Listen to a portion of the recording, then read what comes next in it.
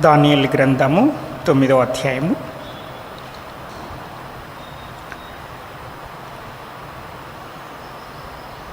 ఇరవై వచనం నుండి చివరి వరకు మనం మార్చి చదువుకుందాం. దానియేలు 9వ అధ్యాయం 20 నుండి 27 వరకు మనం మార్చి చదువుకుందాం.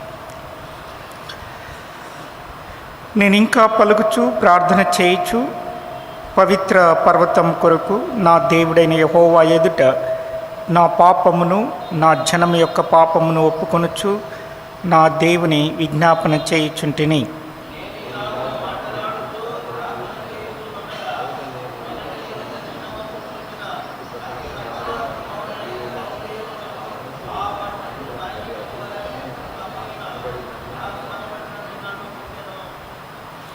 అతడు నాతో మాట్లాడి ఆ సంగతి నాకు తెలియచేసి ఇట్లా, నేను దానియేలు, నీకు గ్రహింప శక్తి ఇచ్చుటకు నేను వచ్చి తిని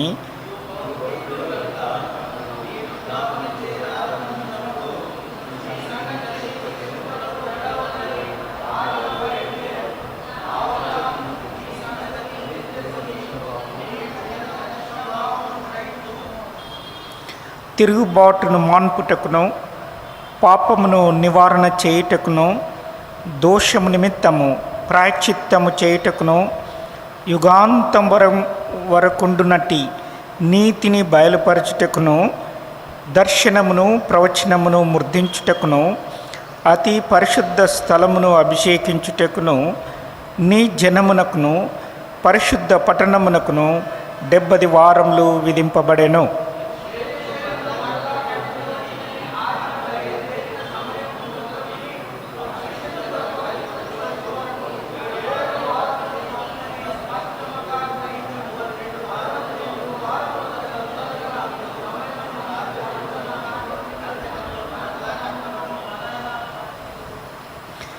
ఈ 62 వారములు జరిగిన పిమ్మట ఏమీయూ లేకుండా అభిషక్తుడు నిర్మూలం చేయబడును. వచ్చునట్టి రాసు యొక్క ప్రజలు పవిత్ర పట్టణమును పరిశుద్ధ ఆలయమును నశింపచేయుదురు. వాని అంతము హఠాత్తుగా వచ్చును మరియు యుద్ధ కాలాంతము వరకు నాశనము జరుగునని నిర్ణయింపబడెను.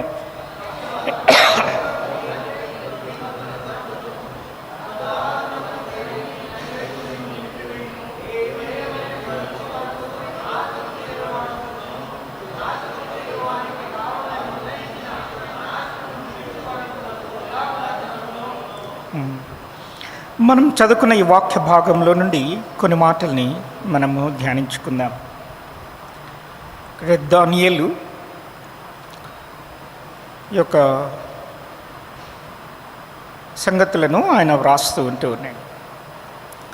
12 అధ్యాయాలు ఉన్నాయి దానియేలు పుస్తకంలో. 7వ అధ్యాయం నుంచి దానియేలు పర్సనల్గా రాస్తూ ఉన్నాడు. నేను అని కనిపిస్తాడు, దానియేలను నేను అని. అంతకుముందు అది మరి వేరే వాళ్ళు రాసినట్లుగా కనిపిస్తుంది. దానియేలు పర్సనల్గా తాను పొందిన దర్శనములను గురించి ఆయన 7వ అధ్యాయం నుండి ఆయన వ్రాస్తూ ఉన్నాడు. దానియేలు మరి గ్రంథములను చదివినప్పుడు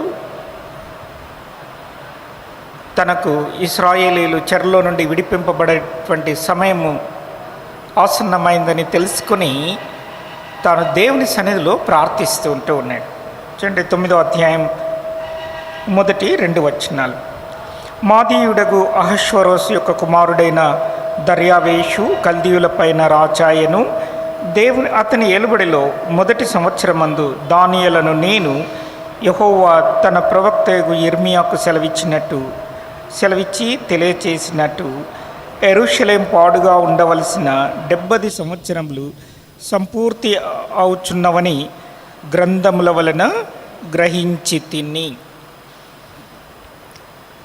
దానియేలు చాలా జ్ఞానం కలిగిన వాడిగాను మరి దేవునికి బహుప్రియుడిగాను ఉండినాడు. కానీ దానియేలు తన యవ్వన కాలంలోనే యెరూషలేము మరి ఆ యొక్క కల్దీయుల చేతికి దేవుడు అప్పగించి ఉన్నాడు. దానియేలు చెరలోకి వచ్చినాడు.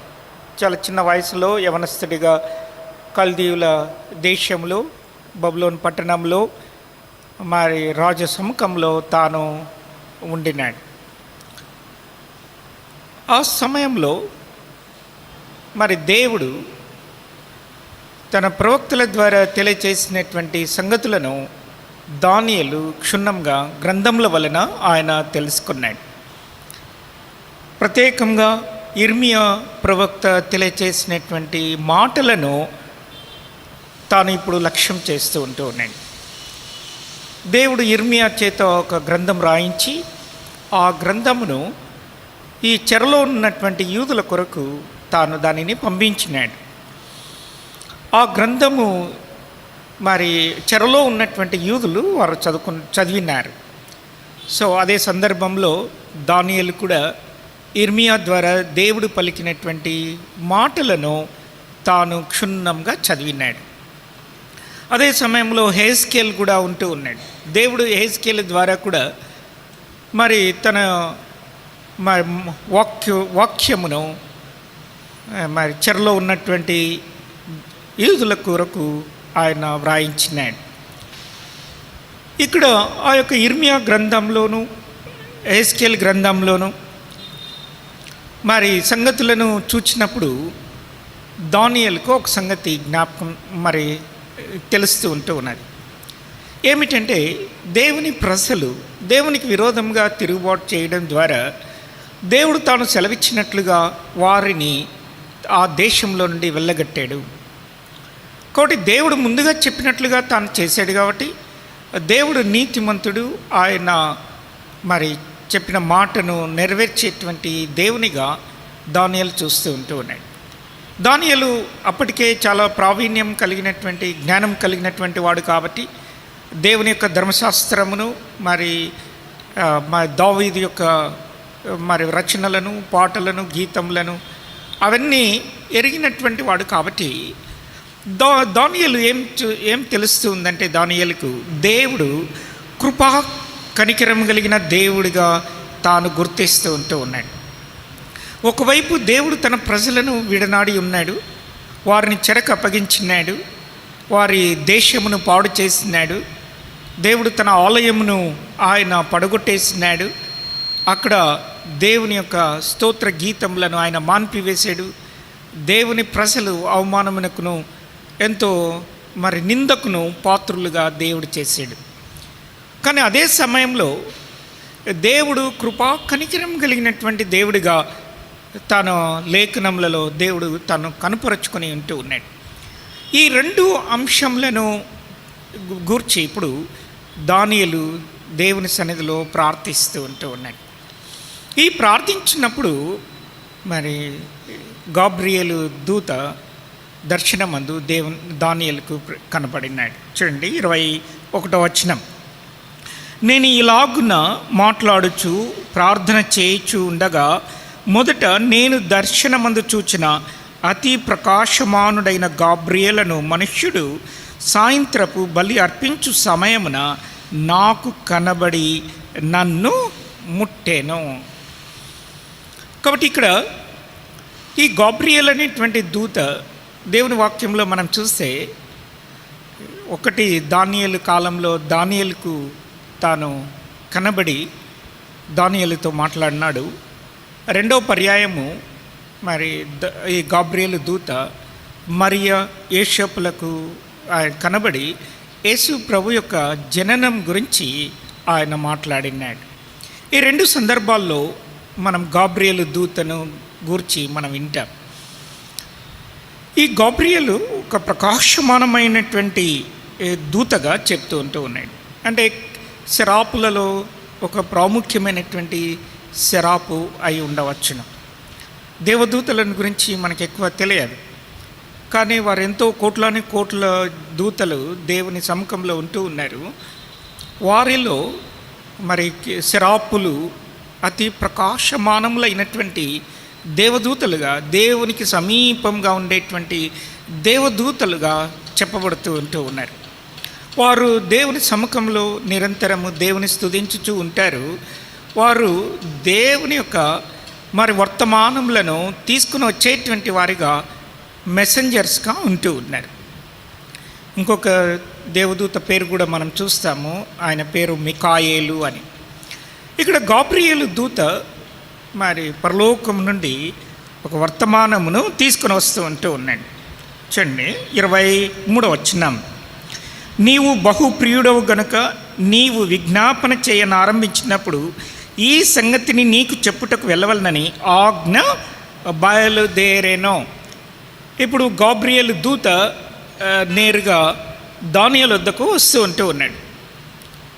మరి దేవుని సముఖంలో దేవుని యొక్క సింహాసనం నుండి ఒక ఆజ్ఞ బయలుదేరింది. గాబ్రియేలు వెళ్ళి నీవు దానియేలుకు ఈ సంగతులను చెప్పాలి అని ఉంటూ ఉన్నాడు. కాబట్టి ఈ సంగతులు దేనిని గూర్చి మరి చెప్పబడుతున్నాయంటే యేసు ప్రభువును గురించి ఉంటూ ఉన్నాయి. యేసు ప్రభు ఆయన ఈ లోకంలోనికి రావడం, ఆయన తన కార్యమును నెరవేర్చి ఆయన చనిపోవడం గురించి ఇక్కడ గాబ్రియేలు దానియేలుకు ఉంటూ ఉన్నాడు. యేసు ప్రభు ఈ లోకానికి ఎందుకు వస్తూ ఉన్నాడు అనేటువంటి ప్రాముఖ్యమైనటువంటి ఒక సంగతిని ఇక్కడ ఈ దూత గాబ్రియేలుకు ఉంటూ ఉన్నాడు. 24వ వచనం అందరం కలిసి చదువుదాం. తిరుగుబాటును మాన్పుటకును పాపమును నివారణ చేయుటకును దోషము నిమిత్తము ప్రాయశ్చిత్తము చేయుటకును యుగాంతము వరకున్నటి నీతిని బయలుపరచుటకును దర్శనమును ప్రవచనమును ముద్రించుటకును పరిశుద్ధ స్థలమును అభిషేకించుటకును నీ జనమునకును పరిశుద్ధ పట్టణమునకును 70 వారములు విధింపబడేను. 25వ వచనం. యెరూషలేమును మరలా కట్టించవచ్చునని ఆజ్ఞ బయలుదేరిన సమయం మొదలుకొని అభిషక్తుడగు అధిపతి వచ్చు వరకు 7 వారములు పట్టునని స్పష్టంగా గ్రహించుము. ఇక్కడ అభిషక్తుడగు అధిపతి అంటే ఇక్కడ హీబ్రూ భాషలో మెస్సియా అని ఉంటూ ఉన్నది. ఈ మెస్సియా ఆయన ఈ లోకానికి ఉంటూ ఉన్నాడు. కాబట్టి ఆ మెస్సియా ఆయన మరి చేసేటువంటి కార్యములు ఏమిటంటే 24వ వచనంలో ఒక లిస్టుగా ఆయన చెప్తా ఉన్నాడు. తిరుగుబాటును మాన్పుటకును పాపమును నివారణ చేయుటకును దోషము నిమిత్తము ప్రాయశ్చిత్తం చేయుటకును యుగాంతము వరకు ఉండునటి నీతిని బయలుపరచుటకును. ఇవి మనకి ఈజీగా అర్థమయ్యేటువంటి సంగతులు. ఎందుకు వీటిని గురించి మరి దానియేలుకు చెప్పాల్సి వచ్చింది? ఎందుకు దేవుడు గాబ్రియేలు దూతను వీటి గురించి చెప్పడానికి దానియేలు వద్దకు పంపిస్తూ ఉన్నాడు అంటే దానియేలు వీటిని గురించి ప్రార్థన ఉంటూ ఉన్నాడు.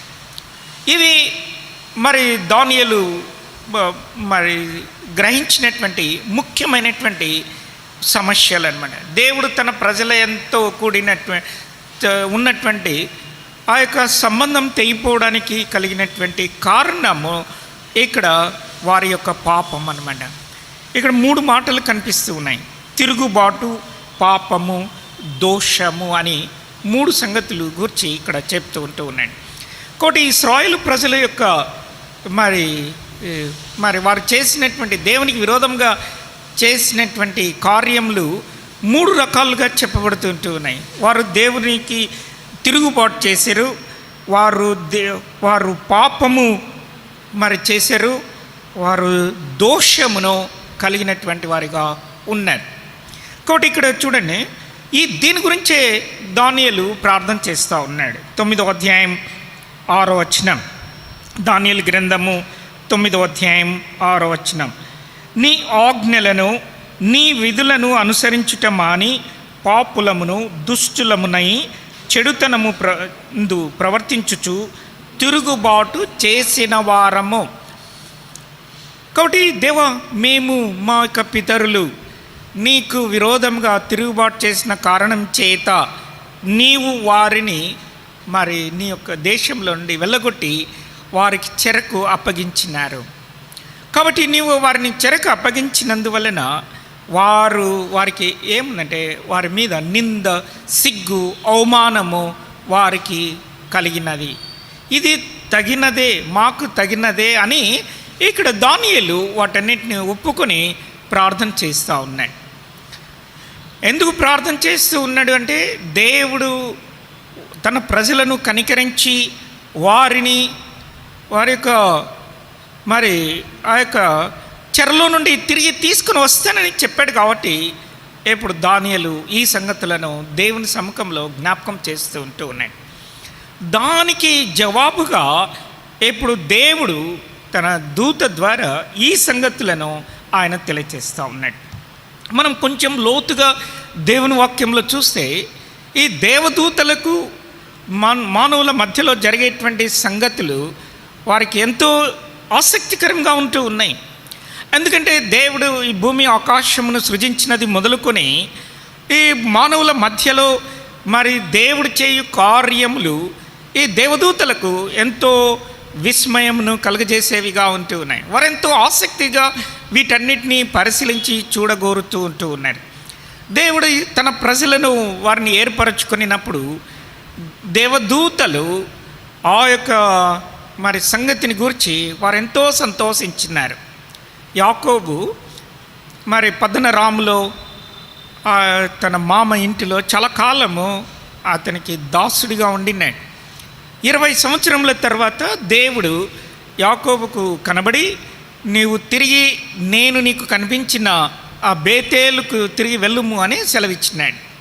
అప్పుడు యాకోబు తన భార్యలను, పిల్లలను, తనకు కలిగినటువంటి యావదాస్తిని తీసుకొని మరి వారి మామకు కానీ వారు ఎవరికి తెలియకుండా వారు ఇంటిలో లేని సమయంలో తాను అక్కడి నుండి పారిపోయి బయలుదేరి వస్తూ ఉన్నాడు. ఆ సమయంలో మరి దేవదూతలు ఆ యొక్క యాకోబుని ఎదుర్కొనుటకై ఒక స్థలంలో వచ్చినారు. దానికి మహానయీము అని యాకోబు పేరు పెట్టినాడు. ఎందుకు దేవదూతలు ఒక మనుష్యుని ఎదుర్కోవడానికి వచ్చారు? ఆ మనుష్యుడు సాధారణమైనటువంటి మనుష్యుడు, గొర్రెలు మెప్పుకునేవాడు, మరి ఎండలో అడవుల్లో తిరుగులాడేటువంటి వాడు. అతను చదువుకున్నటువంటి వాడు కాదు, మరి గొప్ప ప్రవక్త కాదు. మరి అటువంటి ఒక సామాన్యమైనటువంటి ఒక వ్యక్తిని మరి దేవదూతలు వారు ఆయనను ఎదుర్కోవడానికి వారు వచ్చినారు. దేవదూతలు వారికి సంరక్షకులుగా ఉండినారు, వారిని కాపాడుతూ వచ్చినారు. ఏ దూత నన్ను నా మార్గమంతటిలో నాతో కూడా ఉండి నన్ను కాపాడినటువంటి దూత. కాబట్టి దేవదూతలు మరి వారి ఎడల మరి ఎంతో ఆసక్తిని కనపరుస్తూ ఉన్నారు. కారణం ఏంటంటే దేవుడు వారిని ప్రేమిస్తూ ఉన్నాడు. దేవుడు వారిని ఏర్పరచుకున్నాడు. దేవుడు వారితో నిబంధన చేశాడు. వారిని గురించి ఆయన చెప్పాడు, వీరు నా ప్రజలు అని చెప్పినారు. అందుకని దేవుని దూతలు ఎంతో ఆసక్తితో వారి జీవితంలో మరి వారు ఉన్నట్లుగా మనకు దేవుని వాక్యంలో మనకు చూపిస్తారు, కనబడుతుంది. మన విషయంలో కూడా యేసు ప్రభునంతే ఎవరైతే విశ్వసించినారో, ఎవరైతే ఈ రక్షణ అనేటువంటి స్వాస్థ్యమును వారు పొంది ఉన్నారో, వారి కొరకు దేవుడు తన దూతలను పరిచారకులుగా ఆయన నియమిస్తూ ఉన్నాడు. చాలా పర్యాయములు దేవదూతలు మన పక్షమున వారు చేసినటువంటి సంగతులు మనకు కనబడవు, మనకు తెలియవు. ఆత్మీయమైనటువంటి నేత్రములతో మనము మా దేవుని యొక్క కార్యములను, దేవదూతల యొక్క కార్యములను మనము గ్రహించి చూడవచ్చునమాట. ఏ విధంగా దేవుడు మన జీవితంలో మరి ఎటువంటి కార్యములు చేస్తూ ఉన్నాడో మనం కొంచెం లోతుగా చూసి గ్రహించవచ్చు. కాబట్టి ఆ విధంగా ఇక్కడ దేవదూతలు ఈ యొక్క రక్షణ గూర్చినటువంటి సంగతులను వారు పరలోకం నుండి తొంగి చూడగోరుచూ ఉన్నారు. అందుకని యేసు ప్రభు లూకాసు వార్త 15వ అధ్యాయంలో అక్కడ తప్పిపోయిన కుమారుని గురించి చెప్పినప్పుడు, అప్పుడు మరి పోగొట్టుకున్న నాణ్యం గురించి, తప్పిపోయిన గొర్రెపిల్లని గురించి చెప్పినప్పుడు ఆయన ఈ విధంగా చెప్తూ ఉన్నాడు, మారు మనసు పొందిన ఒక్క పాపి విషయమై పరలోకంలో సంతోషం కలుగును అని చెప్తూ ఉన్నాడు. కారణం ఏంటి అంటే ఇది దేవుని యొక్క ఉద్దేశమై ఉంటూ ఉన్నాడు, దేవుని యొక్క చిత్తం, దేవుని యొక్క ఆశ, దేవుని యొక్క కోరిక, దేవుని యొక్క సంకల్పం. అందువల్ల దేవదూతలకు అది ఎంతో ఆసక్తికరమైనటువంటిది. దేవుని యొక్క కార్యములు, దేవుని యొక్క ఉద్దేశములు, దేవుని యొక్క తలంపులు, దేవుడు నిర్ణయించినటువంటిది, దేవుడు కోరినటువంటిది, అది దేవదూతలకు ఎంతో విస్మయమును కలిగించేది. అది ఎంతో ప్రాముఖ్యమైనటువంటిది. ఎందుకంటే వారు నిరంతరము దేవుని ఎదుట ఆయన యొక్క మహిమను వారు చూస్తూ ఉన్నారు, ఆయన పరిశుద్ధతను వారు చూస్తూ ఉన్నారు, ఆయన యొక్క జ్ఞానమును, ఆయన యొక్క మహాత్యమును, ఆయన మహిమను వారు చూస్తూ ఉన్నారు. మనమైతే ఎన్నడూ కూడా ఆ యొక్క మహిమను అందుకు గ్రహించలేం, ఆయన యొక్క జ్ఞానం యొక్క పరిధిని మనం తెలుసుకోలేం, ఆయన యొక్క మహాత్యమును, ఆయన యొక్క జ్ఞానమును మనకు అది అగోచరం, అది మన జ్ఞానమునకు మించినటువంటిది. అందువల్ల చాలాసార్లు మనము దేవునికి ఉన్నటువంటి స్థానమును, ఆ యొక్క ఔన్నత్యమును మనము ఎన్నడూ కూడా గ్రహించలేని వారిగా ఏ లోకంలో ఉంటూ ఉన్నాం. ఆ కారణం చేతనే మనుషులు దేవుని మరి తృణీకరిస్తూ ఉన్నారు, దేవుని యొక్క జ్ఞానమును వారు తృణీకరిస్తూ ఉన్నారు. దేవుని యొక్క సంగతులు మానవులకు అవి ఏ మాత్రము ఆసక్తిగా కనిపించావు. చూడండి, ఒక ఈ లోకంలో ఒక రాస్ కానీ లేకపోతే ఒక పెద్ద మరి గొప్ప వ్యక్తులు కానీ ఉన్నట్లయితే వారి దగ్గర దాసులు ఉంటారు. ఆ దాసులకు ప్రాముఖ్యమైన సంగతి ఏంటంటే వారి యజమానుని యొక్క ఉద్దేశములు, ఆ యజమానుని యొక్క కార్యములు, ఆ యజమానుని యొక్క మరి తత్వము, ఆ యజమానుని యొక్క మరి మార్గములు, అవి వారికి చాలా ప్రాముఖ్యమైనమాట. వారు దగ్గరుండి వాటిని గమనిస్తూ ఉంటారు. వారు తమ యజమానులు ఏం చెప్తూ ఉన్నారు, ఎందుకు చెప్తూ ఉన్నారు, ఏమి కోరుతూ ఉన్నారు, ఏమి ఆశిస్తూ ఉన్నారు, తమ యజమానులకు ఏది సంతోషమో, ఏది వారికి సంతృప్తిని కలుగజేస్తుందో అది వారు కనిపెట్టి వారు చూస్తూ ఉంటారు. అదేవిధంగా దేవదూతలు కూడా దేవుని యొక్క సంగతుల విషయమై వారు ఎంతో ఆసక్తిని కనుపరుచుతూ ఉంటారు. మనం కూడా దేవుని పిల్లలుగా పిలువబడేటువంటి గొప్ప భాగ్యం మనకు దయచేసేది కాబట్టి మనకు ప్రాముఖ్యమైనటువంటి సంగతులు ఏమిటి అంటే దేవుని గూర్చినటువంటి సంగతులు, దేవుని యొక్క సంకల్పములు, దేవుని యొక్క ఉద్దేశం, దేవుని యొక్క మార్గములు, ఆయన యొక్క కార్యములు, ఆయన యొక్క మరి తత్వము, ఆయన యొక్క గుణములు, అవి మనకు ఎంతో ప్రాముఖ్యమైనటువంటివి. చాలామంది దేవుని పిల్లలు వాటి మీద మనస్సు పెడతారు. అవి దేవుని వాక్యంలో అవన్నీ మనం చదువుకుంటూ ఉన్నాం. దేవుని వాక్యంలో మనకు కనిపించేది, మనం చూసేది, మనకు ముఖ్యమైనవిగా గమనించేవి ఏమిటంటే మానవుల యొక్క సంగతులు. కానీ మనము దేవుని పిల్లలం కాబట్టి మనం దేవుని వాక్యమును తెరచిచ్చినప్పుడు, దేవుని వాక్యం చదవడానికి మనము పూనుకున్నప్పుడు మనం చూడవలసింది ఏమిటంటే దేవుని యొక్క సంగతులు, దేవుని యొక్క ఉద్దేశంలో ఏమిటి, ఆయన మార్గంలో ఏమిటి, ఆయన ఎటువంటి వాడు, ఆయన యొక్క జ్ఞానం ఎలాంటిది, ఆయన యొక్క మార్గములు ఎలాంటివి, ఇవి దేవుని వాక్యంలో మనము వెదకవలసిన అతి ప్రాముఖ్యమైనటువంటి సంగతి. కాబట్టి ఇప్పుడు దానియేలు దేవుని ప్రజల విషయమై తాను ఆసక్తితో మరి ప్రార్థన చేస్తూ ఉన్నప్పుడు ఈ యొక్క గాబ్రియేలు దూత ఆయన ఈ మాటలు దానియేలుకు తెలియచేస్తూ ఉన్నాడు.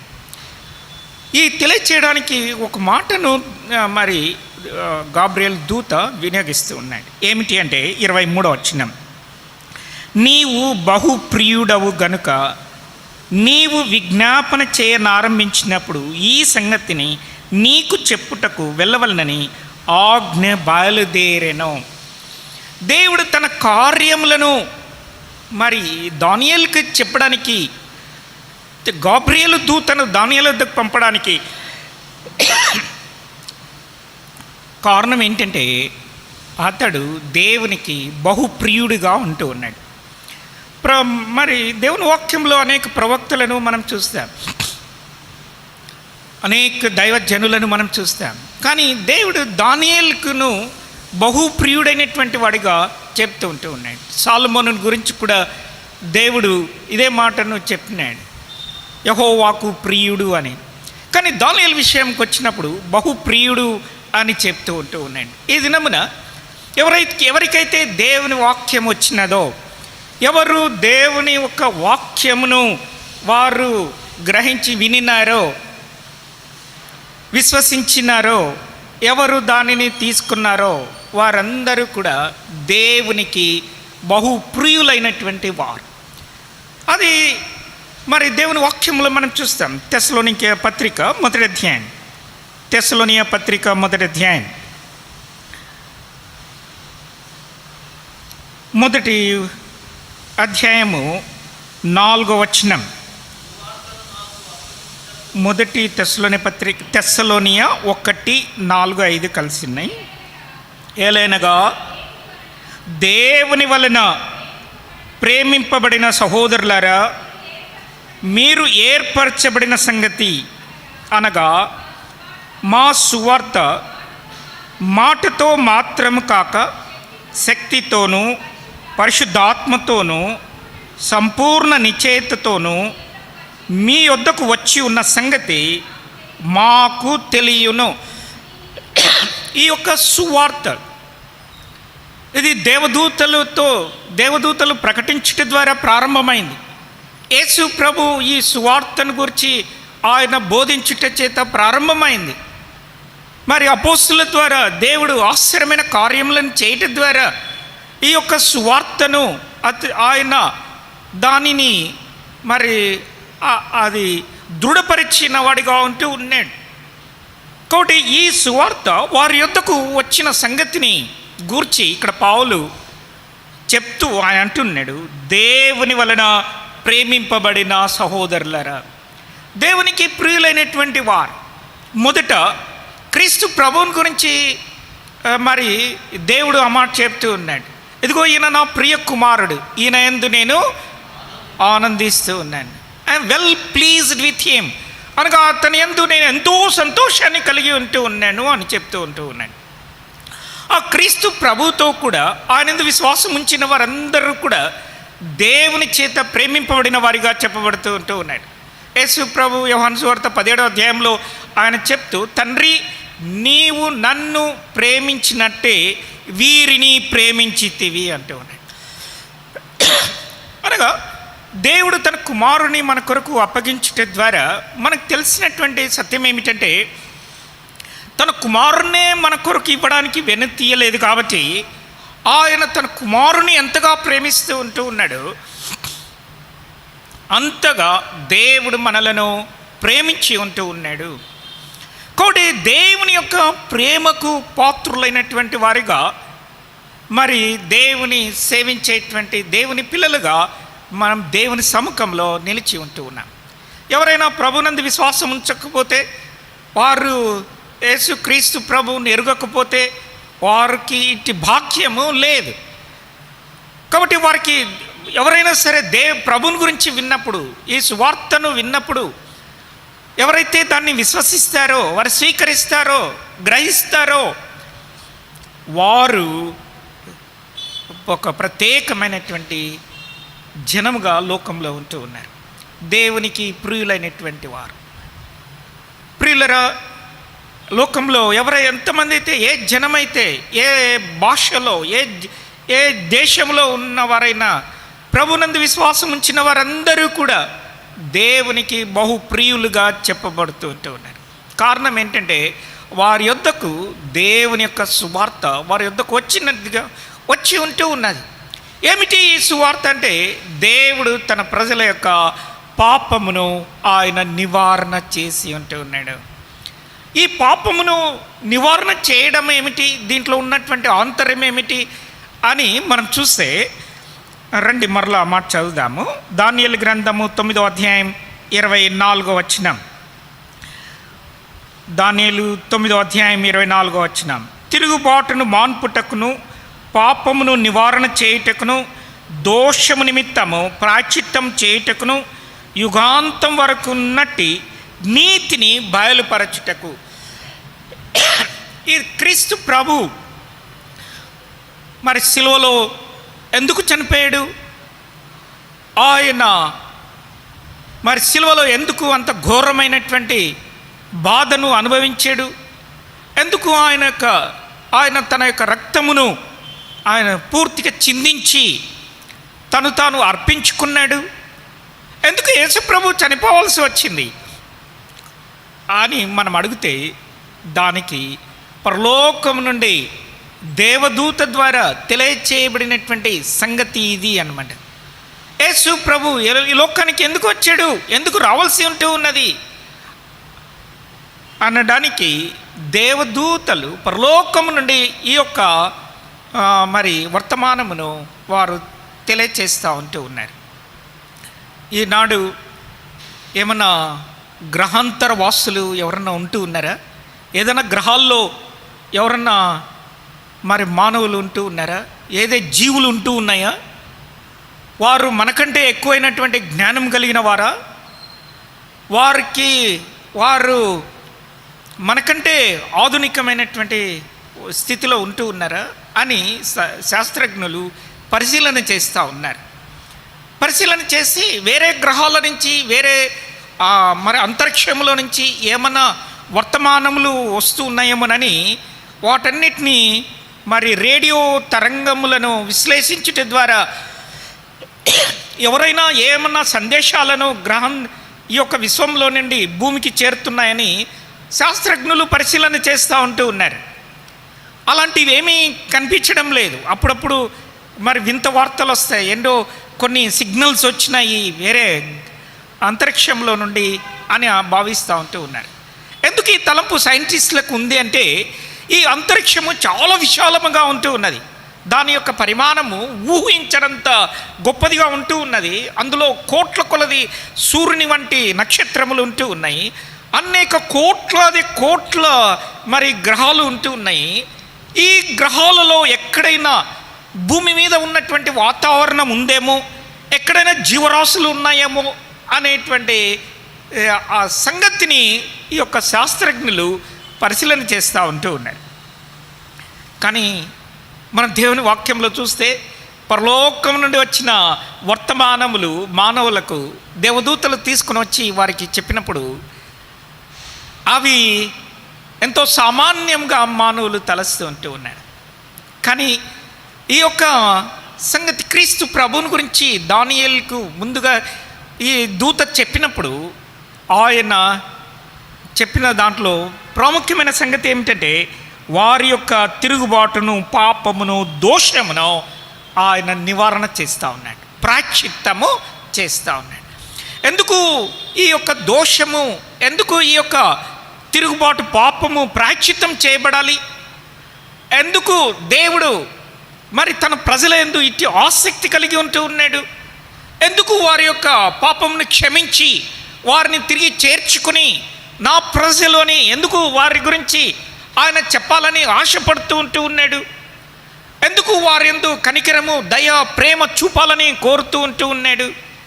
ఇవన్నీ చూస్తే ఆ దేవుని యొక్క మనస్సు, దేవుని యొక్క చిత్తము మనకు తెలుస్తుందన్నమాట.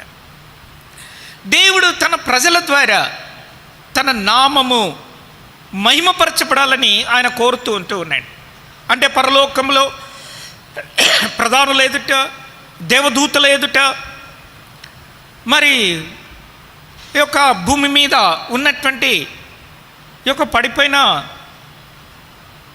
మరి దేవదూతలు వారందరి ఎదుట, సాతాను వాని యొక్క దూతల ఎదుట దేవుడు తన యొక్క మహిమను మన ద్వారా ఆయన కనుపరచాలని ఆశిస్తూ ఉంటూ ఉన్నాడు. మనము ఆయనను ప్రేమించుటని బట్టి, మనం ఆయనను సేవించుటని బట్టి, ఆయనను మహిమపరచుటని బట్టి మనం ఏం చేస్తున్నామంటే దేవుని యొక్క మహిమకు కీర్తిని మనం తీసుకొని వస్తూ ఉంటూ ఉన్నాం. అది దేవునికి అతి ప్రాముఖ్యమైనటువంటి సంగతిగా దేవుని వాక్యంలో మనకు కనిపిస్తుంది. ఈ ఇశ్రాయేలు ప్రజలు తిరుగుబాటు చేసినప్పుడు, వారు పాపం చేసినప్పుడు, వారు దేవుని తృణీకరించి విసర్జించినప్పుడు, దేవుడు వారితో చేసిన నిబంధనను వారు అతిక్రమించినప్పుడు దేవుడు వారి మీద తన కోపాగ్నిని వారి మీద కుమ్మరించినాడు. వారి మీద కుమ్మరించినప్పుడు వారు ఆ దేశములలో వెళ్ళగొట్టబడినారు. ఏ ప్రజలను గురించి అయితే దేవుడు నా ప్రజలని చెప్పినాడో, ఏ ప్రజలను గురించి దేవుడు నా యొక్క నిబంధనను నేను వారితో చేసి ఉన్నానని చెప్పినప్పుడు, ఈ ప్రజలు అనేక దేశములలో చెదరిపోయినప్పుడు వారిని చూసి ప్రజలు నవ్వినారన్నమాట. అప్పుడు దేవుడు దాని యొక్క తీవ్రతను ఆయన మనకు తన ప్రవక్తల ద్వారా ఆయన తెలియచేస్తూ ఉంటూ ఉన్నాడు. చూడండి, ఈ హెస్కేల్ గ్రంథము 20వ అధ్యాయం. హెస్కేల్ గ్రంథము 20వ అధ్యాయం.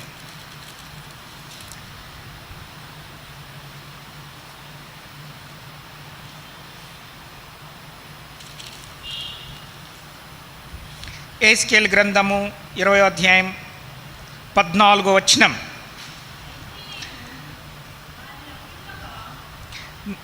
అయితే నేను వారిని రప్పింపగా ఏ అన్యజనులు చూచిరో, ఏ అన్యజనులలో నుండి వారిని రప్పించితినో వారి ఎదుట నా నామమునకు దూషణ కలగకుండానట్లు నేను అనుకొనిన ప్రకారము చేయక మానితిని. ఇప్పుడు ఆయన నామమునకు దూషణ కలగకుండా ఉండడానికి దేవుడు వారి మీద ఉన్నటువంటి కోపమును ఆయన మానుకుంటూ ఉన్నాడు. చూడండి, 36 హెస్కేల్ గ్రంథము 36 ఉండనా 36వ అధ్యాయం. హెస్కేల్ గ్రంథము 36వ అధ్యాయం 36వ అధ్యాయం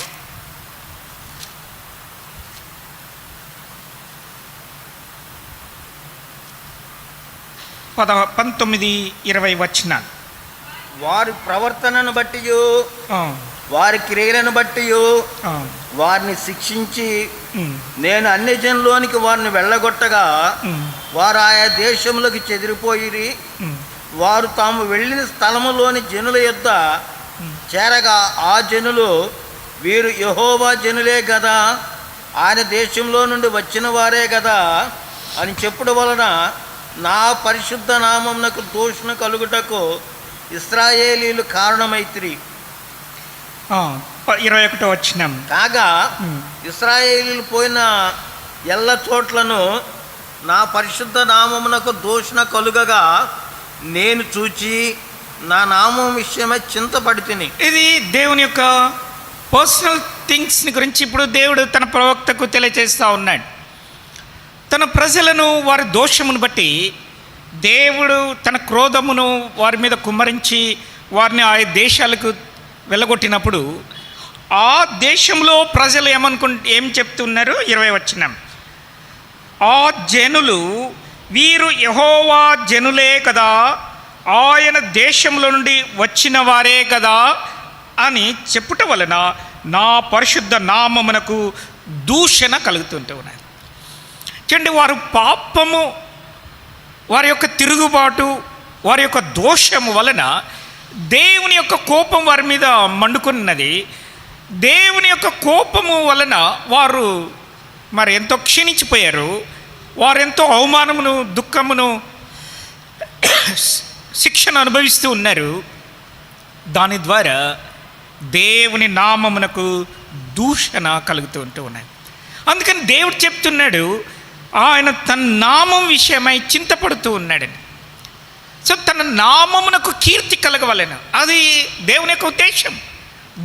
దేవుడు తన ప్రజలను వారిని ఏర్పరచుకునేటప్పుడు, దేవుడు వారి ప్రజలను మరి తన కొరకు ప్రతిష్ఠించుకునేటప్పుడు, ప్రత్యేకపరచినప్పుడు దేవుడు తన హృదయంలో కలిగి ఉన్న ఉద్దేశం ఏమిటంటే ఆ ప్రజలు తన కీర్తి, స్తోత్ర, మహిమలు వారి ద్వారా కలగవలనని దేవుడు కోరుచూ ఉంటూ ఉన్నాడు. ఇర్మియా గ్రంథము 13వ అధ్యాయం. ఇర్మియా గ్రంథము 13వ అధ్యాయం.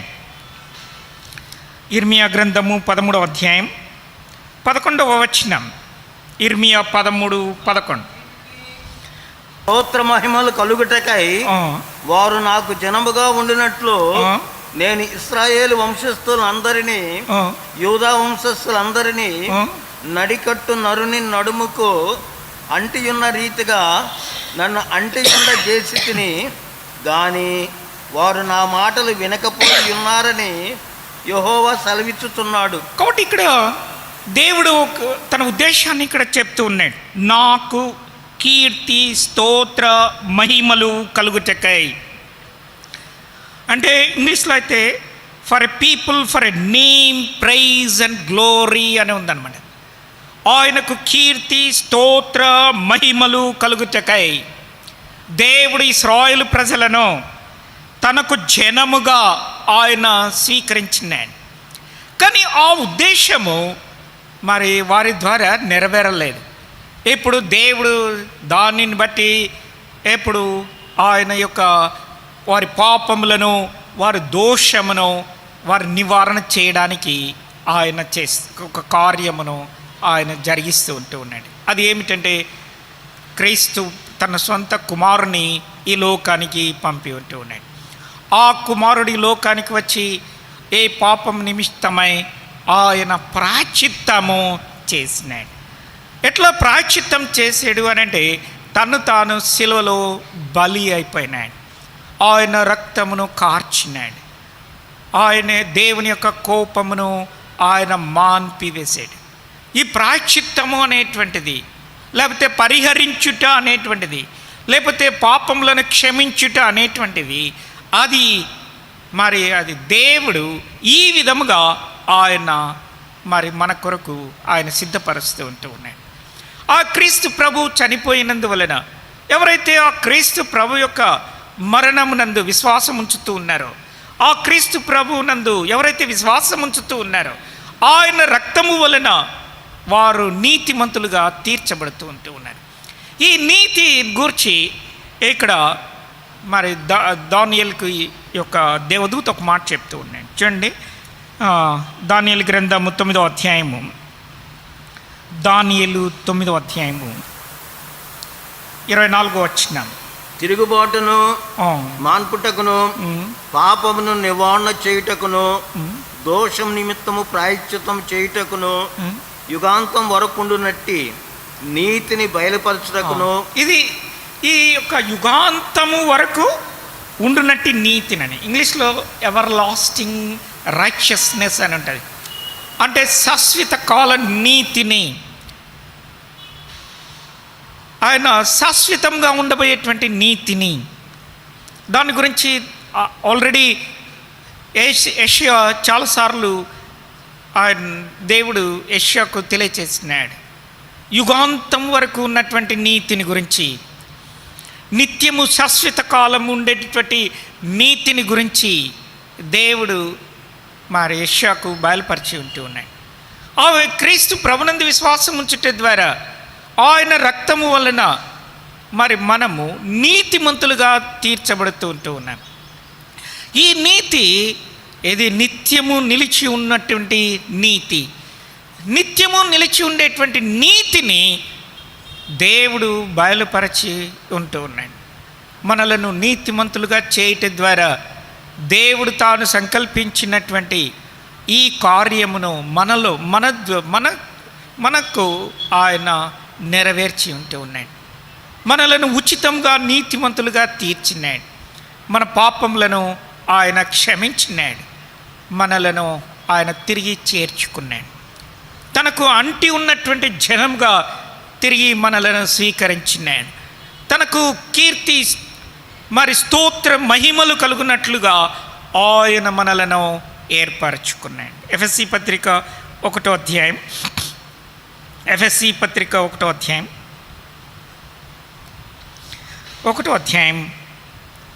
9వ వచనం.